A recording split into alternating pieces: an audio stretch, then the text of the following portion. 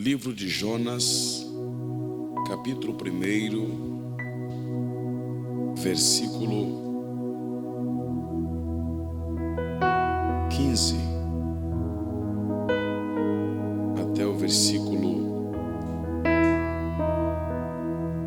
7 do capítulo 2. Livro de Jonas, capítulo 1, versículo 15, para a nossa reflexão. Quando achar, diga amém.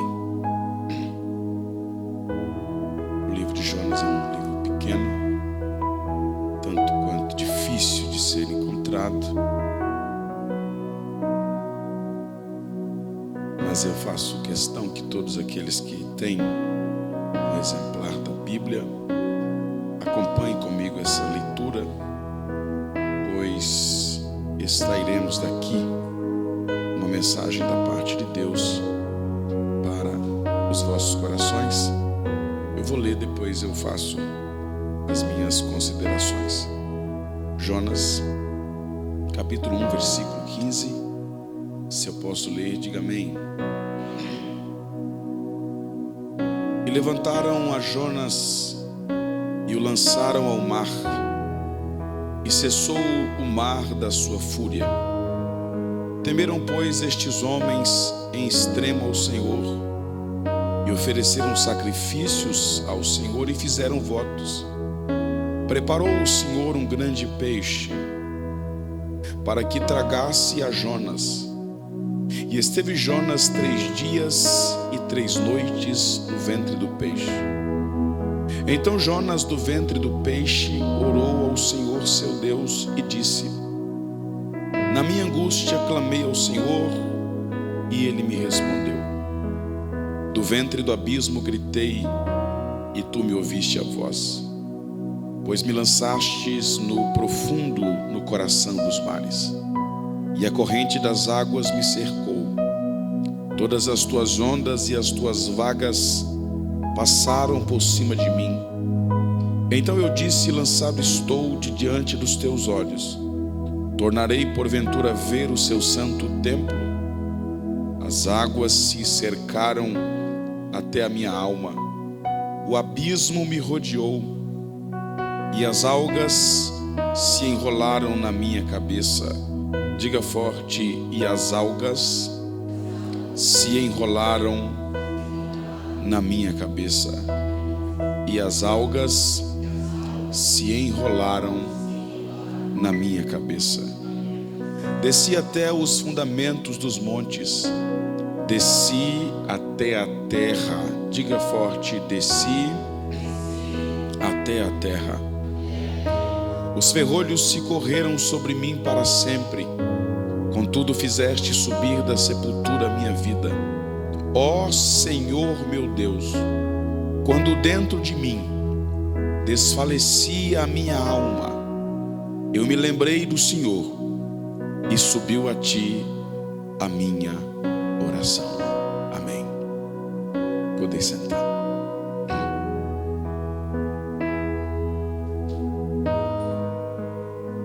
Eu quero tributar ao Senhor toda a honra, toda a glória, todo louvor, toda a exaltação, porque só Ele é digno de receber a nossa adoração.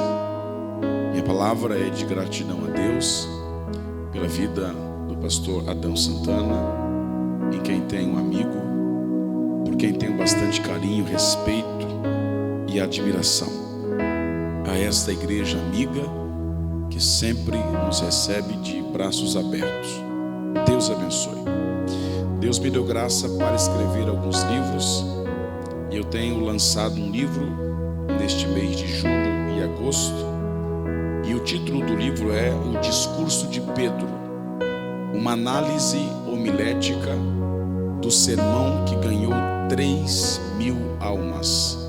Para quem não sabe, homilética é o ramo da teologia que estuda a arte da pregação ou a arte de falar em público. Nós fizemos uma análise à luz da homilética do discurso de Pedro, desde o momento em que o texto diz: então se levantou Pedro, até o momento em que o texto diz que quase 3.000 almas se converteram. Aqui você vai descobrir quais foram os segredos do pregador e da pregação que ganhou 3.000 almas para Jesus. Aqui nós vamos fazer uma análise do comportamento do pregador e da pregação, desde o momento em que o pregador se levanta para pregar, até o momento em que ele faz o apelo e as almas se rendem aos pés do Senhor Jesus. Nós colocamos aqui alguns tópicos: se preparando na oração, a postura do pregador, a voz do pregador e a tonalidade da pregação, como atrair a atenção dos ouvintes, a coragem e a intrepidez, como anunciar o texto, como ler o texto, como colocar Cristo em qualquer sermão, independentemente do texto que você leu. E aqui nós colocamos alguns esboços de mensagens tipológicas do Antigo Testamento. Como glorificar a Deus através do sermão, como explicar a Bíblia usando a Bíblia, como aplicar o texto e como atingir o melhor resultado do sermão. As letras são grandes, as páginas amarelas para não cansar as vistas. O prefácio é do pastor Eliseu Rodrigues. O material é de excelente qualidade. Se você puder adquirir, faça isso. Após o culto estaremos ali com uma mesa. Eu, que não sou bobo nem nada, trouxe a maquininha de passar cartão de crédito e de débito. Você pode parcelar em até 70 vezes no seu cartão de crédito. Amém? Eu gostaria de passar este livro aqui, que já está assinado, autografado, como símbolo do meu carinho, do meu respeito e da minha gratidão ao pastor Adão Santana. No momento em que eu peço à minha esposa que tire uma foto, e a gente vai ver quem sai mais bonito.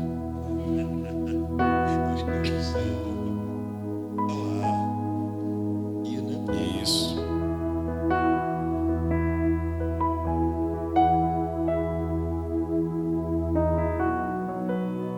Ficou bom?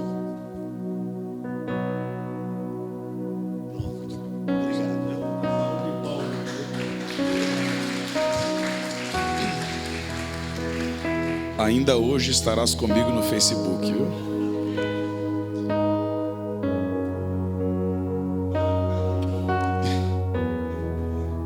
Também estaremos juntos no Facebook, se Deus quiser, ainda hoje. Quantos querem ouvir uma partícula da palavra do Senhor para os nossos corações? Diga amém. Quando for umas 9h10, 9h15 mais ou menos, eu peço que o tecladista me ajude aqui. Eu congreguei em Santos, no Ministério do Belém Santos, e o pastor presidente lá, ele tinha um código. O pregador começava a pregar.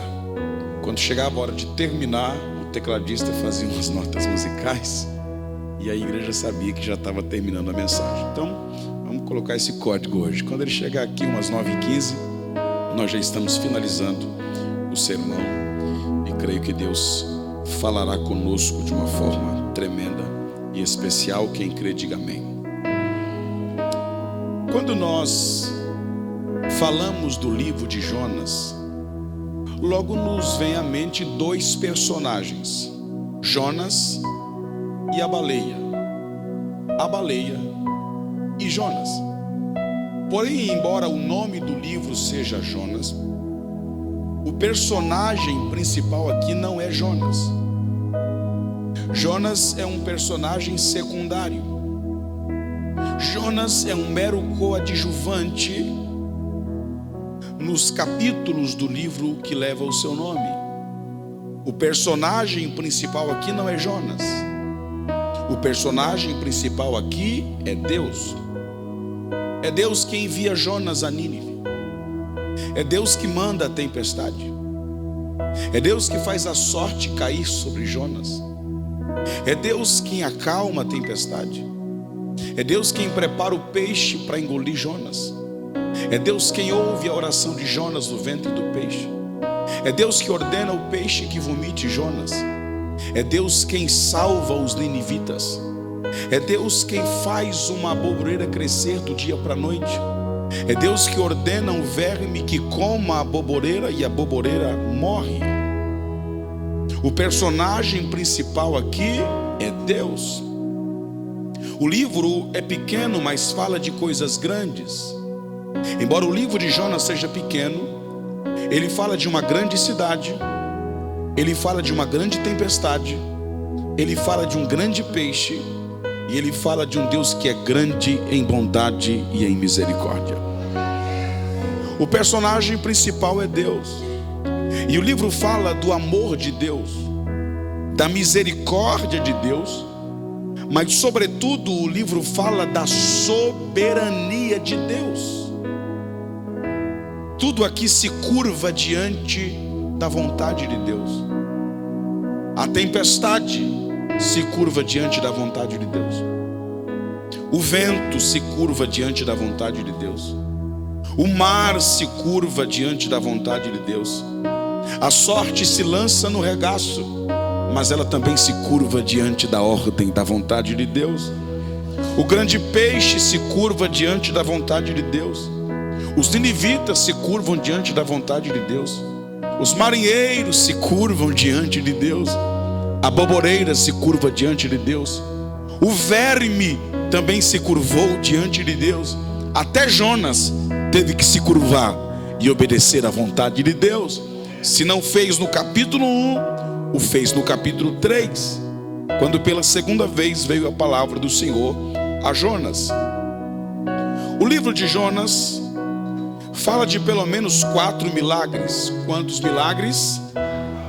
No capítulo 1, no capítulo de número 1, um peixe engole um homem. Esse é um grande milagre. O normal seria o homem engolir o peixe, mas aqui é o contrário. É o peixe que engole o homem. O segundo grande milagre está no capítulo 2, quando o texto diz que o peixe vomita o homem. O terceiro grande milagre está no capítulo 3, quando o texto diz que uma nação inteira se converteu em um só dia, ouvindo uma só mensagem de apenas 5 palavras, e o pregador nem queria que alguém se convertesse. Se dependesse de Jonas, ninguém em Nínive seria salvo. Mas o resultado da pregação não depende do pregador. O pregador prega, Deus cuida do resultado. Às vezes a gente prega e quer que todo mundo se converta e ninguém se converte. Jonas pregou, não queria que ninguém se convertesse e todo mundo se converteu. Porque o pregador prega, quem cuida do resultado é o Espírito Santo de Deus. O quarto grande milagre está no capítulo 4. É cada capítulo um milagre. No capítulo 1, um peixe engole um homem. Capítulo 2, o peixe vomita o homem.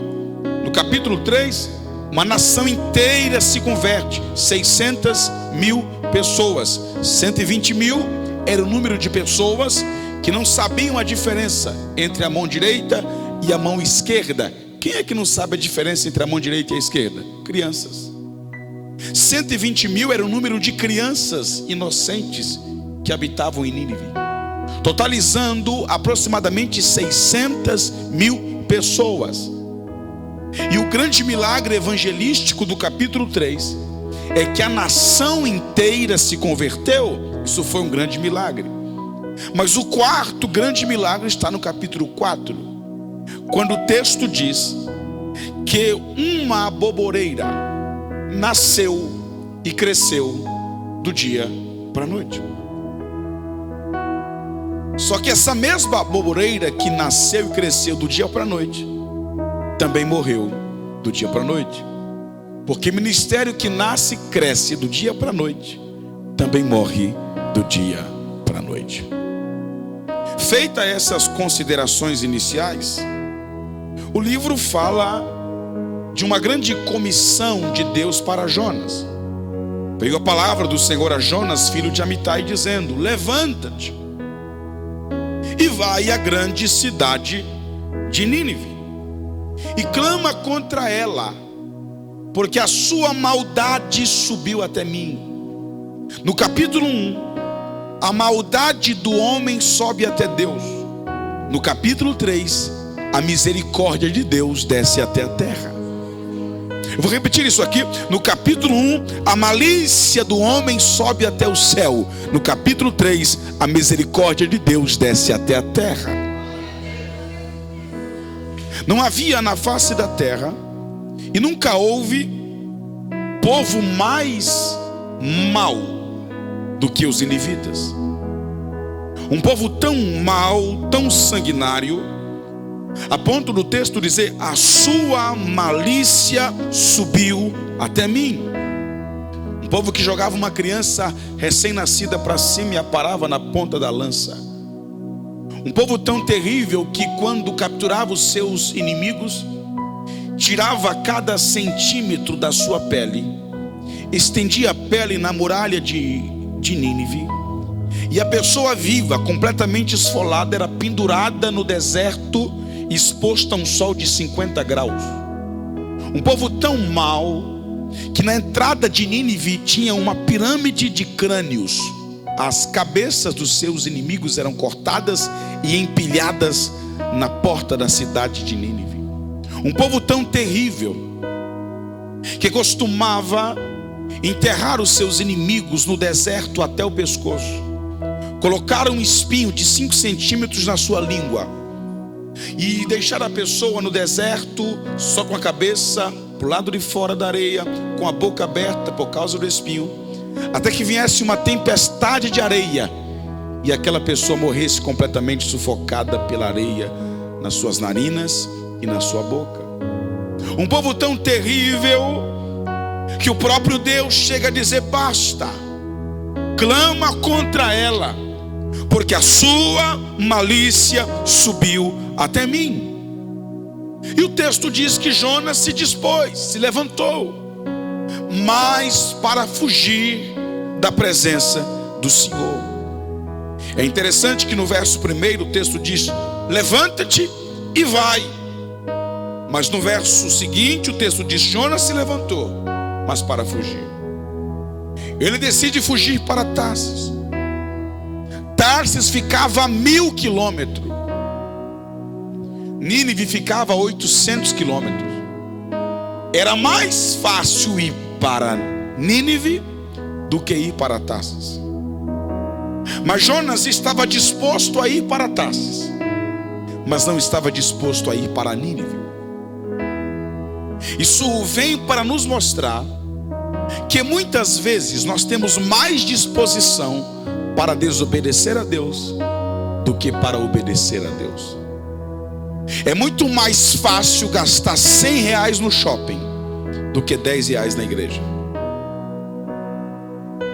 Existem pessoas que têm mais facilidades de ir para Tarsis, que é mais longe, do que ir para Nínive, que é mais perto. Pessoas que têm dificuldade de dar 10 reais de oferta no culto, mas não têm dificuldade de gastar 100, 200, 300 no shopping. Temos mais disposição para ir ao shopping com os amigos ou com as amigas do que para ir para o evangelismo, para a reunião de oração.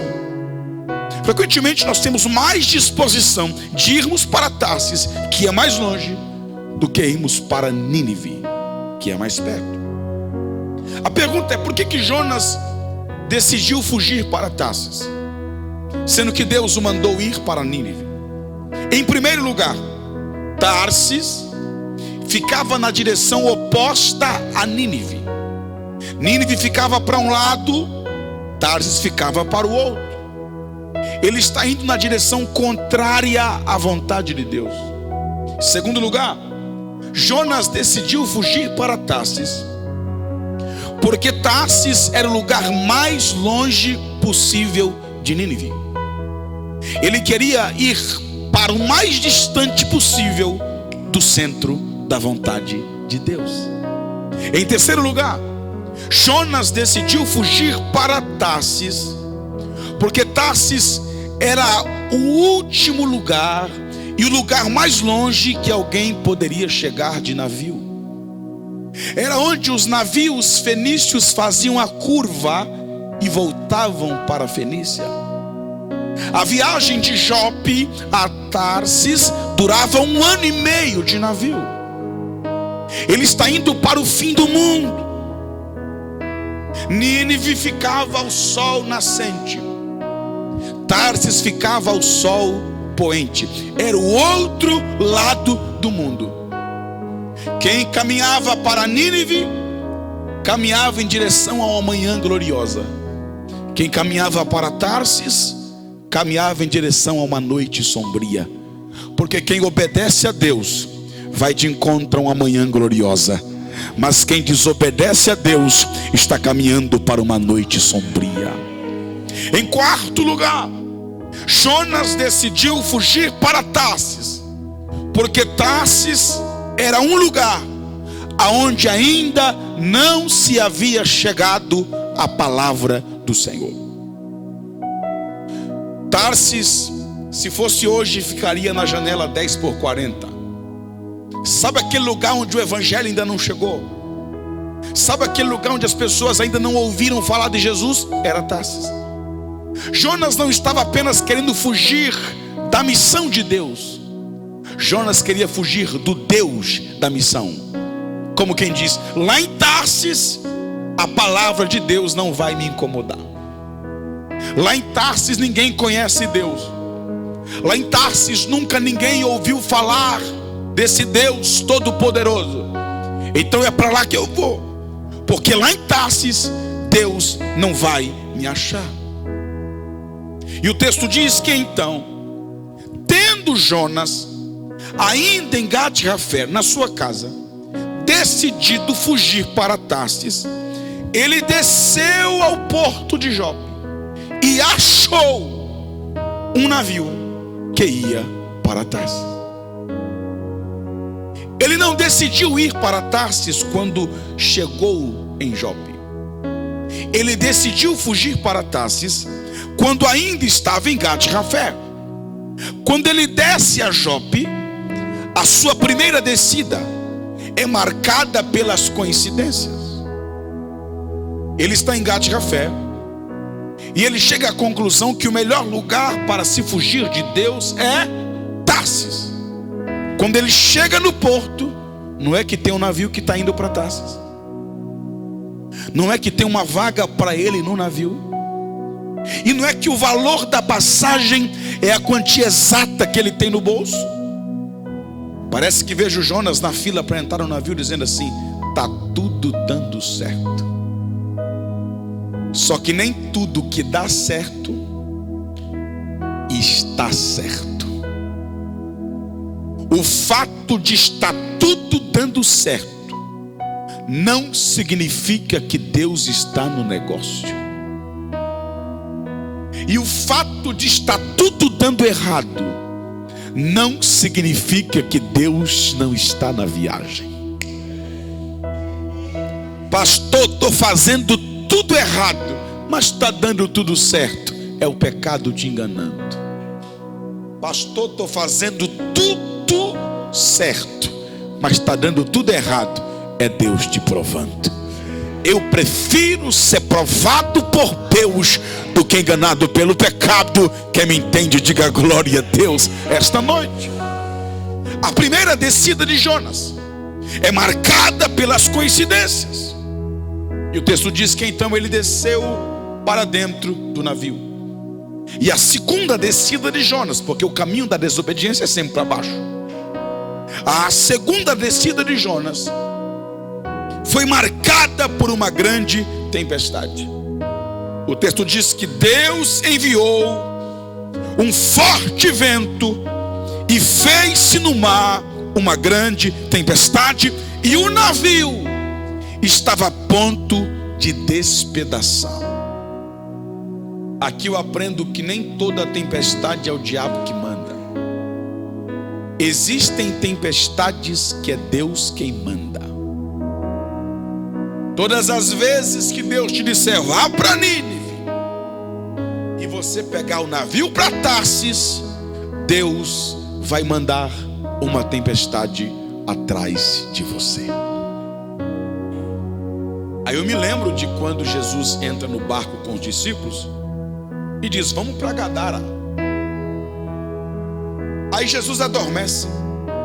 Quando Jesus adormece, a Bíblia diz que fez-se no mar uma grande tempestade. Mas espera aí, pastor, o barco está indo para o lugar certo. Mas houve tempestade. Jesus acorda e diz: cala-te, vento. A mesma expressão que ele usou para o endemoniado na sinagoga: cala-te. Ou seja, o vento estava endemoniado. Por quê? Porque o barco está indo para o lugar certo. Lá em Gadara tem 2 endemoniados. Jesus vai pisar lá e vai libertar os 2. E o diabo não quer que o barco chegue lá. Então ele aproveita que Jesus dorme e diz: vamos aproveitar que Jesus está dormindo. Vamos levantar o vento, soprar no mar, levantar as ondas contra o barco e quebrar tudo, matar tudo. O que o diabo não sabia é que Jesus tem mais poder dormindo do que ele acordado. Não entendi, pastor. Lá vai. Se o seu barco estiver indo na direção errada, Deus manda a tempestade. Se o seu barco estiver indo na direção certa, o diabo manda a tempestade. Eu vou repetir isso aqui.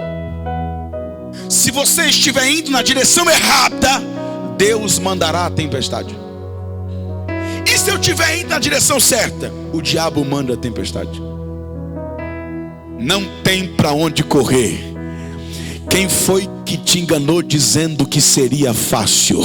A vida do crente é de tempestade em tempestade. Está indo para a direção errada, Deus manda a tempestade. Está indo para a direção certa, o diabo manda a tempestade. Mas fica tranquilo, se Jesus está no teu barco, o teu barco não vai quebrar, porque Jesus manda no mar, manda no vento e tem todo o poder nos céus e na terra.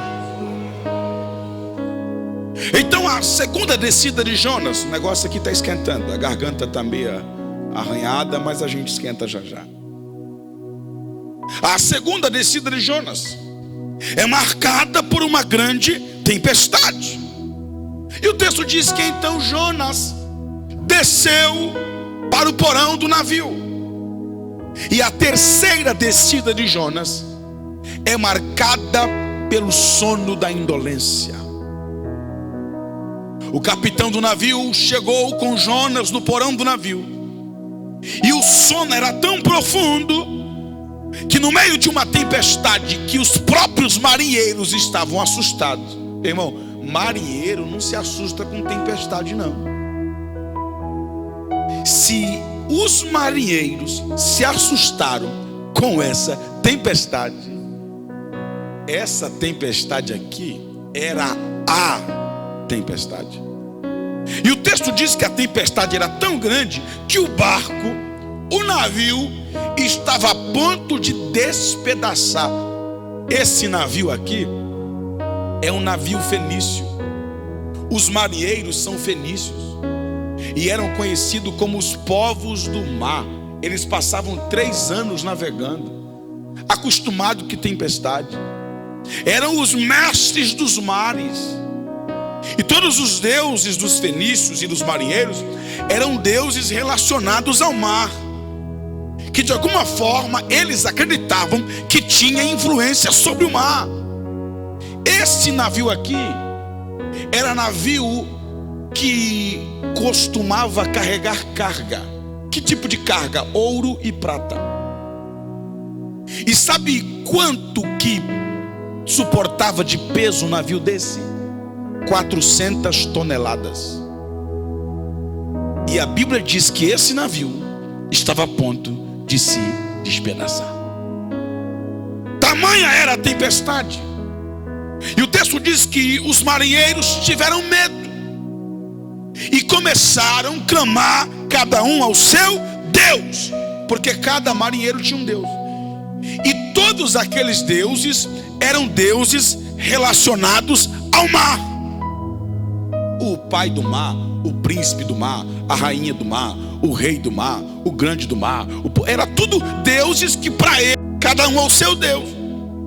Aí o texto diz que Jonas havia descido ao porão do navio. Aí lá vem o capitão do navio, sacode Jonas e diz: que se passa contigo? Agarrado nesse sono. Aí ele vai dizer a mesma palavra que Deus disse para Jonas: levanta-te.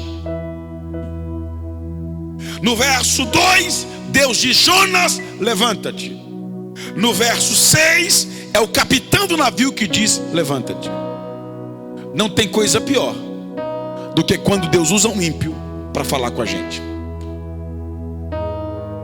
Não tem coisa pior do que quando Deus usa um ímpio para dar uma lição de moral num crente. Levanta, clama ao teu Deus, invoca o nome dele. Tu não é crente, tu não tem fé, tu não vai na igreja, tu não crê. Então levanta a cabeça, vai em frente. É Deus usando o ímpio para falar com o crente. Levanta-te, invoca o teu Deus. Talvez este Deus te ouvirá e nos livrará. E o texto diz que Jonas não orou. Jonas não orou quando estava em Jope. Jonas não orou quando entrou no navio. Jonas não orou quando desceu ao porão do navio. Todos os marinheiros estão orando, menos Jonas. Jonas não orou quando a sorte o indicou. Jonas não orou quando foi lançado ao mar. Jonas foi orar no fundo do mar e no ventre do peixe. Porque quem não ora em Jope, quem não ora no navio, quem não ora no porão do navio, vai orar no ventre do peixe. Entenda esta noite que se você não orar para que Deus mude as circunstâncias irão te levar a orar. Eu vou repetir isso aqui. Se você não orar para Deus mudar as circunstâncias vão te levar a orar. Se você não mudar as circunstâncias através da oração, as circunstâncias vão mudar você. Jonas não ora. E o texto diz que lançaram sortes para saber de quem era a culpa daquela tão grande tempestade. E a sorte caiu sobre Jonas. E fizeram para Jonas 4 perguntas. Que ocupação é a sua? De onde vens? Qual a tua terra? E de que povo és tu? Jonas não responde a primeira, não responde a segunda, não responde a terceira, só responde a quarta. De que povo és tu? Sou hebreu. Ele tinha orgulho disso. A pergunta é: por que Jonas não respondeu a primeira pergunta? Que ocupação é a sua? Porque naquele momento Jonas não se sentia mais profeta. Já tinha rasgado a carteirinha, já tinha entregado a credencial, já tinha largado o ministério, já tinha largado a carta de recomendação, dizendo: não quero mais saber desse negócio de ser profeta. Só que ministério é um caminho sem volta. Você pode até desistir de Deus, mas Deus vai atrás de você, aonde quer que você esteja. Você pode até desistir de Deus, mas Deus não desiste de salvar Nínive através de você. Olhe para alguém do seu lado e diga assim: ministério é um caminho sem volta. Eu não sou mais profeta. Deus diz: mas eu vou te usar assim mesmo. Já rasguei minha credencial, eu vou te usar sem credencial mesmo. Já entreguei meu cargo, eu vou te usar sem cargo mesmo.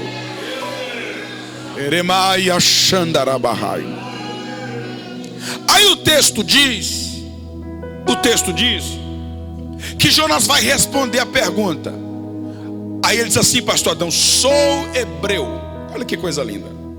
Sou hebreu e temo ao Senhor, o Deus dos céus, que fez o mar e a terra seca. Ele está dentro do quê? de um navio. No meio do quê? Do mar. E quem foi que fez as perguntas? Os marinheiros. Havia uma grande tempestade. Os marinheiros, cada um tinha o seu Deus. Cada um clamou pelo seu Deus e nenhum Deus resolveu. Eles passavam 3 anos no mar. 1 mês em casa, 3 anos no mar. 1 mês em casa, 3 anos no mar. Aí quando Jonas abre a boca e diz: eu sou hebreu e temo ao Senhor, o Deus que fez o céu e o mar. Espera aí, teu Deus fez o quê? Teu Deus fez o quê? Teu Deus fez o quê? Jonas diz: meu Deus fez o mar. Então nós queremos aceitar esse Deus, queremos servir a esse Deus, porque essa grande tempestade aqui, nós estamos faz hora clamando ao nosso Deus, e até agora nenhum Deus resolveu. Então eu quero aceitar o seu Deus, porque esse resolve. Esse rei. Jonas não quer pregar, mas está pregando. Vou repetir isso aqui. Jonas fugiu para Tarsis porque ele não queria. Ele não queria. Mas quando ele abriu a boca, ele fez o quê? Pregou. Sou hebreu e temo ao Senhor, o Deus dos céus, que fez o mar. E quando Jonas abriu a boca e mesmo sem querer pregou, os marinheiros se converteram. Aí eu te pergunto, por que Jonas quis fugir para Tarsis? Porque Tarsis ainda não havia chegado o quê? A palavra do... Jonas não vai para Tarsis, a gente sabe, mas os marinheiros vão. E os marinheiros agora são crentes e novo convertido. Já viu um crente novo convertido chegar num lugar e não falar de Jesus? Já viu um crente novo convertido não chegar num lugar e não falar do que Deus fez na vida dele? Pastor, não entendi. Vai entender agora. O propósito de Deus no livro de Jonas, através de Jonas, era salvar Nínive, só Nínive. Mas como Jonas decidiu pegar o navio para Tarsis, além de Nínive, Deus salvou os marinheiros e também pregou o evangelho em Tarsis, porque Deus é poderoso e especialista em transformar tragédia em vitória, e todas as coisas cooperam para o bem daqueles que amam a Deus. Deus diz assim: ô Jonas, eu quero que você pregue, porque eu quero salvar Nínive. Aí Jonas pega o navio e vai para Tarsis. Deus, então tá bom, vou salvar os marinheiros, vou salvar Tarsis e ainda vou salvar Nínive, porque o meu nome será glorificado para todo sempre.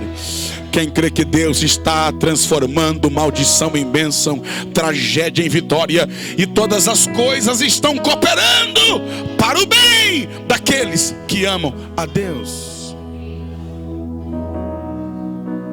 Aí Jonas diz assim: eu sou hebreu. Olha que mensagem bonita. E temo ao Senhor. Peraí, você diz que teme ao Senhor, mas você foge dele? Eu sou hebreu e temo ao Senhor que fez o mar. Ah, você diz que teme ao Senhor que fez o mar e você tenta fugir dele pelo mar. Sabe qual é o problema de Jonas? É que ele prega muito bem, mas vive muito mal. Jonas prega muito, mas vive pouco. Jonas prega demais, mas vive de menos. Jonas prega uma coisa, mas vive outra. A mensagem dele funciona para os outros, só não para ele. E o que tem de pregador com mensagem bonita, mas com a vida feia? Mas Deus está levantando pregadores de verdade, pregadores que vivem aquilo que eles pregam. Jonas diz que teme ao Senhor, mas na verdade não teme. O Deus que fez o mar, mas tenta fugir de Deus pelo mar. E o texto diz que os marinheiros se convertem ao Deus de Jonas, oferecem sacrifícios, fazem votos ao Deus de Jonas. Os marinheiros se arrependem, Jonas não, me lança no mar. Jonas preferiu morrer a obedecer a Deus. E o texto diz que os marinheiros temeram pela vida de Jonas. Ei, Jonas estava chilichando para a vida de 120 mil crianças inocentes. E os marinheiros estavam preocupados com a vida de Jonas. Olha que tapa na cara de Jonas. Jonas está fugindo sem se importar com a vida de 120 mil crianças inocentes. Porém, os marinheiros não querem lançar Jonas ao mar porque valorizam a vida de Jonas. Mais uma vez, Deus está usando um ímpio para dar uma lição de moral num crente. E não tem coisa pior do que quando o ímpio é mais crente do que o crente. Na venda, vende fiado para todo mundo paga, menos o crente. Na escola, todo mundo é bom aluno, menos o crente. Por que há momentos que Deus tem que usar um ímpio para dar uma lição de moral em um crente, em um Jonas da vida? Mas o texto diz que a tempestade ia se alvoroçando cada vez mais. Eles não tiveram outra escolha. O texto diz que eles começaram a lançar a carga no mar. E a carga era o quê? Ouro e prata. Olha o prejuízo que um crente rebelde dá. Aonde tem crente rebelde tem prejuízo. Sabe lá Deus quantos quilos de ouro, toneladas de ouro e de prata os marinheiros perderam só por causa da rebeldia de um crente. Aí o texto diz que então lançaram Jonas ao mar. Aí o texto é tremendo quando diz assim: e preparou o Senhor um grande peixe para engolir Jonas. Eu vou repetir isso aqui. E preparou o Senhor um grande peixe para engolir Jonas.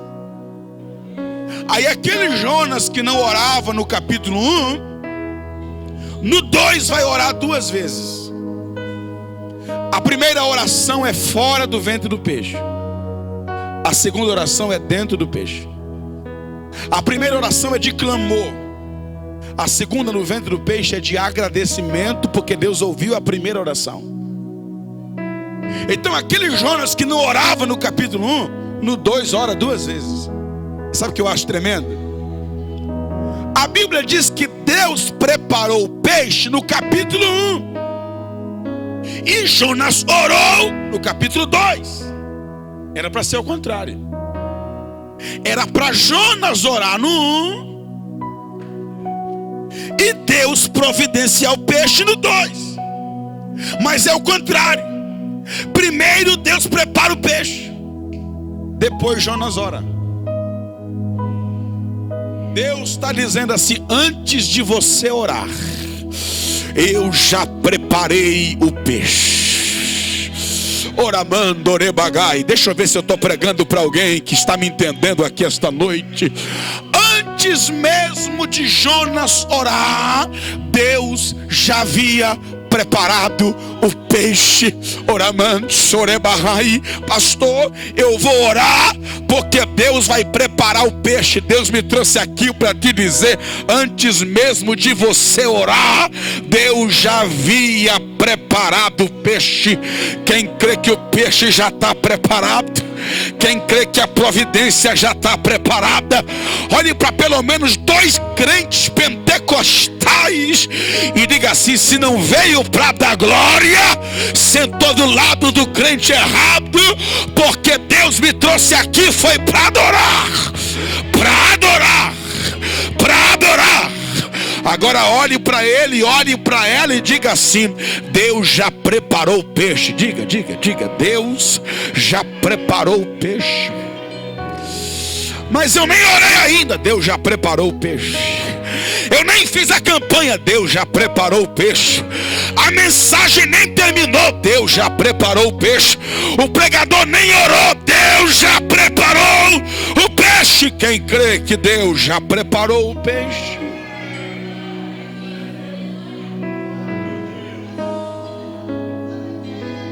Só que o fato, escute, o fato de Deus já haver provido o peixe não significa que você não precisa orar. Pastor, Deus já preparou? Já está tudo pronto? Já. A providência que eu preciso já está pronta? Já. Deus já fez? Já. Mesmo assim você tem que orar, porque oração é matéria-prima para Deus trabalhar.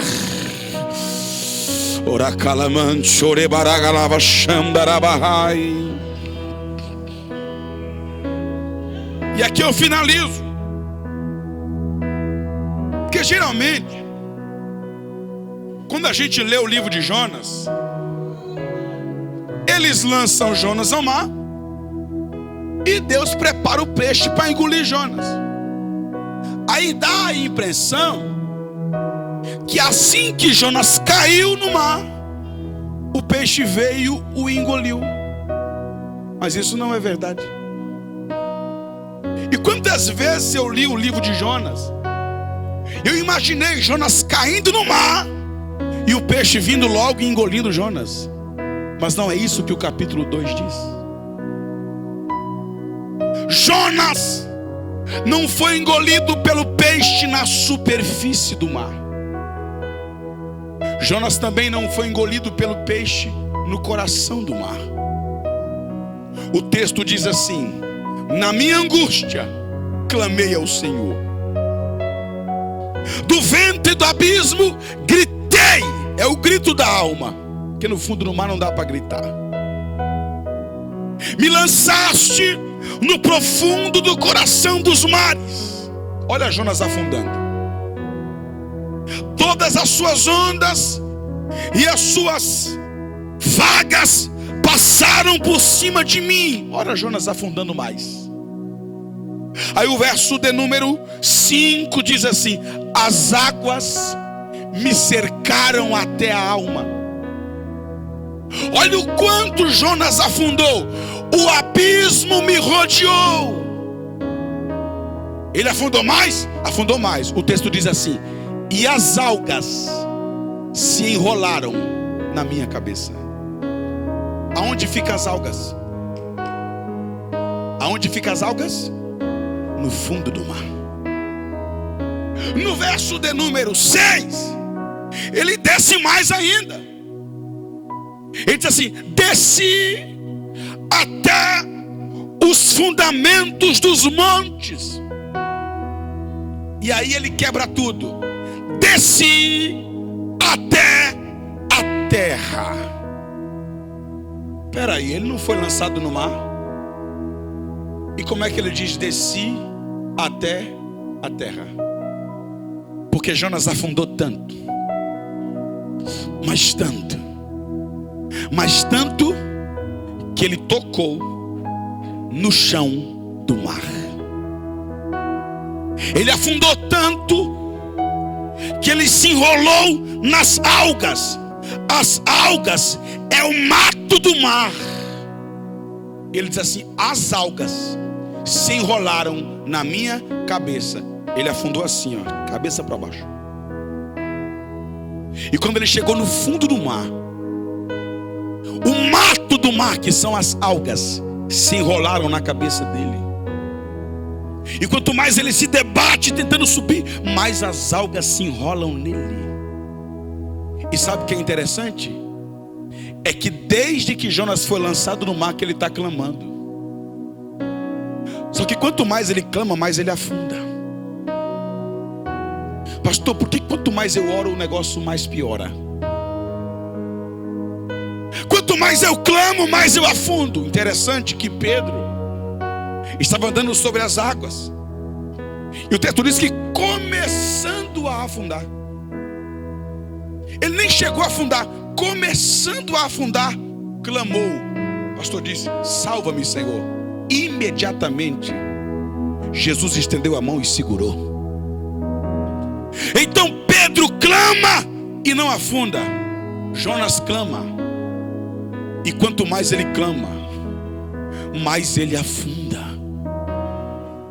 Parece que Deus não está ouvindo a oração de Jonas. Parece que Jonas está orando à toa. Parece que não vale a pena orar, porque quanto mais eu oro, mais eu afundo. Quanto mais eu clamo, mais eu desço. Quanto mais eu venho aos cultos, quanto mais eu faço campanha, mais a minha situação piora, mais eu afundo. E Jonas está clamando, porém quanto mais ele clama, mais ele afunda. Ele afundou tanto, a ponto de tocar o chão do mar, a ponto de se enrolar nas algas marinhas.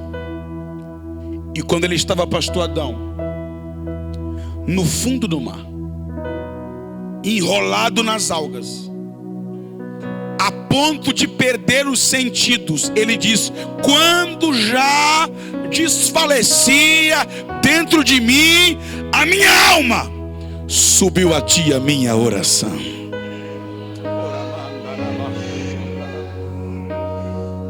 Ou seja, Jonas foi lançado ao mar. Quando ele se dá conta, ele começa a orar: salva-me, Senhor. Salva-me, Senhor. Me tira dessa, Senhor. Socorre-me, Senhor. Me ajuda. Só que quanto mais ele clama, mais ele afunda. Ele vai afundando e clamando, clamando e afundando, afundando e clamando, clamando e afundando. Ele já está alguns minutos sem conseguir respirar, e ele vai afundando, afundando, afundando, afundando. Quando ele chega no fundo do oceano, enrolado nas algas, e ele começa a ver as coisas assim um tanto embaçadas. A sua alma vai e volta, vai e volta. Quando está desfalecendo, na iminência da sua morte, o peixe veio e engoliu Jonas. E a pergunta é: por que não engoliu antes? É simples. Se o peixe engole Jonas na superfície do mar, Jonas morre dentro do ventre do peixe. Se o peixe engole Jonas no coração do mar, Jonas morre no ventre do peixe. Mas o peixe engoliu Jonas no fundo do mar, quando ele estava todo enrolado em quê? Em quê? Nas algas.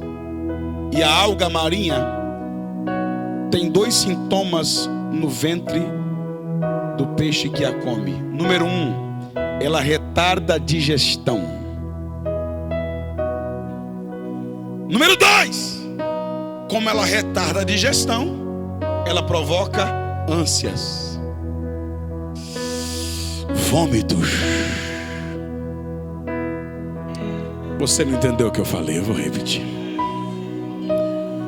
Quando um peixe come alga marinha, ele tem 2 sintomas. Número 1, a alga no seu organismo vai retardar a digestão, vai impedir que o sistema digestivo do peixe digira o alimento. Número 2, consequentemente, a alga vai causar ânsias,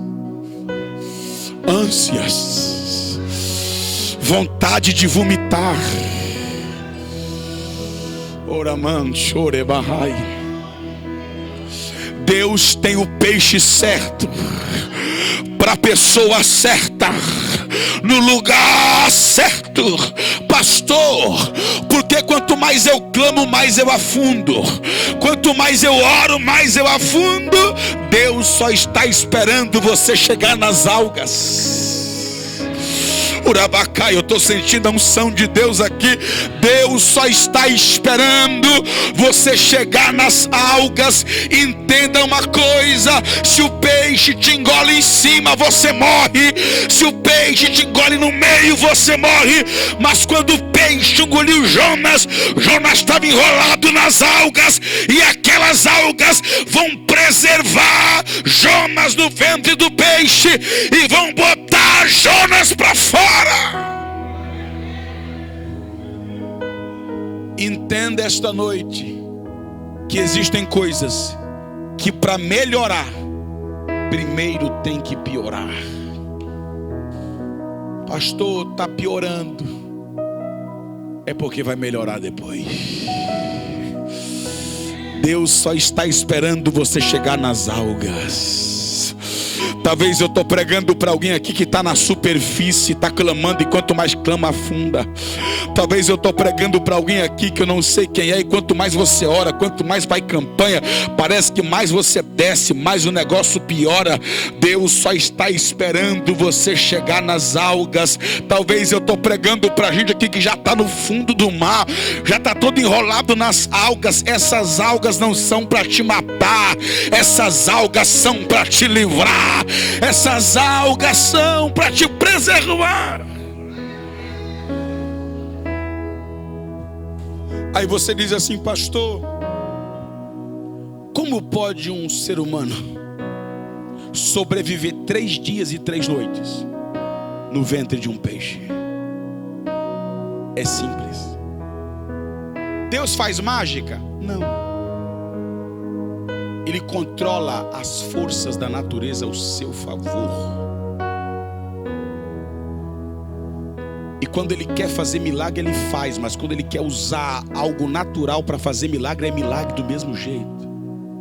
Não entendi, pastor. Lá vai. O peixe que Deus preparou para engolir Jonas era um daqueles peixes como a cachalote, tubarão-baleia ou canicárcaros, que não tira o oxigênio da água. E como o peixe não tira o oxigênio da água, vez em quando ele tem que subir na superfície para puxar o oxigênio.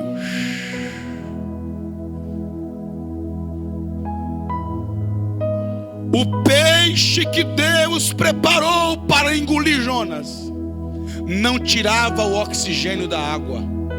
Por isso, de vez em quando, hora em hora, ele tinha que subir lá na superfície para puxar o ar para dentro. E foi isso que manteve Jonas vivo e respirando. 3 dias e 3 noites no ventre do peixe, porque Deus tem o peixe certo para a pessoa certa, na hora certa e no lugar certo. Quem crê que Deus já preparou tudo? Aí parece que vejo obreiros, Adão descendo e o peixe subindo, Adão afundando e o peixe indo para a superfície buscar o ar. Oh glória. Jonas está lá embaixo enrolado nas algas, e o peixe está só se enchendo de oxigênio para manter Jonas vivo 3 dias e 3 noites. Você não está entendendo nada agora, mas você vai entender tudo daqui a pouco. Oraman chorebarrai. Quanto mais você clama, mais você ora, mais vem para o culto, mais vem campanha, mais ouve mensagem, mais o negócio piora. E você não está entendendo nada. Daqui 3 dias o peixe vai te vomitar, e você vai entender o que Deus está fazendo. Deus está trabalhando. Você não vai ficar no ventre do peixe para o resto da vida. As circunstâncias da vida vão vomitar você. Oraman chorebarrai. Você não vai ficar para sempre envolvido pelos problemas, cercado pelas dívidas, cercado pelas situações adversas. Eu vim aqui profetizar para alguém que eu não sei quem era esta noite, que as circunstâncias da vida vão vomitar você. Os problemas vão vomitar você. Estou pregando em parábola. Quem é espiritual entende. As dívidas vão vomitar você. O cheque especial vai vomitar você. Você vai sair desse problema. Quem crê, levante a mão e dê um brado de glória a Deus.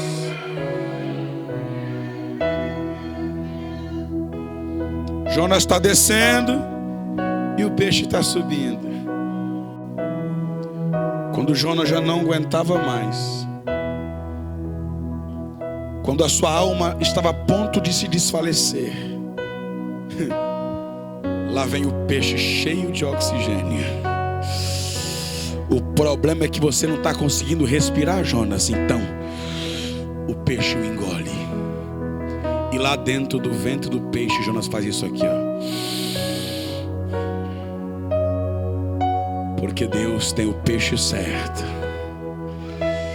para a pessoa certa, na hora certa e o lugar certo. Aí lá dentro do ventre do peixe, Jonas ora pela segunda vez. E ele faz uma oração de agradecimento pelo livramento. Normalmente, quem come alga marinha desse tipo aqui vomita em 2 horas. O peixe levou 3 dias, enjoado, com náuseas. Você fica com dó de Jonas no ventre do peixe? Eu fico com dó do peixe. Imagine 3 dias e 3 noites com aquele trem atravessado no estômago, que não digere, porque é crente rebelde. Aonde ele entra, ele causa problema. E o peixe querendo vomitar, e Deus espera, que eu estou quebrando vasos. Jeová, deixa eu vomitar agora, eu não aguento mais, já estou 24 horas engoiando. Jeová diz, só vai vomitar a hora que eu mandar, deixa, porque o Jonas está orando aí dentro. Primeiro dia, Deus, posso vomitar? Não. Segundo dia, Jeová, não estou aguentando mais, estou enjoado, com náuseas, esse trem aqui no meu estômago. Ainda não. No terceiro dia, Jonas diz assim, ó, olha que tremendo. No terceiro dia, Jonas diz assim, ó, o que eu votei, eu pagarei. Porque na hora da morte, todo mundo faz voto. Na iminência de morrer, todo mundo faz promessa. Qual foi o voto que Jonas fez? Jonas clamava, clamava, clamava, clamava, e quanto mais ele clamava, mais ele afundava. Quando Jonas chegou no fundo do mar, enrolado nas águas, diz, o jeito é fazer um voto. Aí Jonas ora, votando, dizendo assim, Jeová, se o Senhor me tirar dessa, aonde tu me mandaria eu irei, e tudo que tu me mandar falar eu falarei. Aí no primeiro dia Jonas não se lembrou do voto, no segundo dia também não, no terceiro dia ele disse, o que eu votei eu pagarei. Aí Deus disse, agora vomita, Jonas.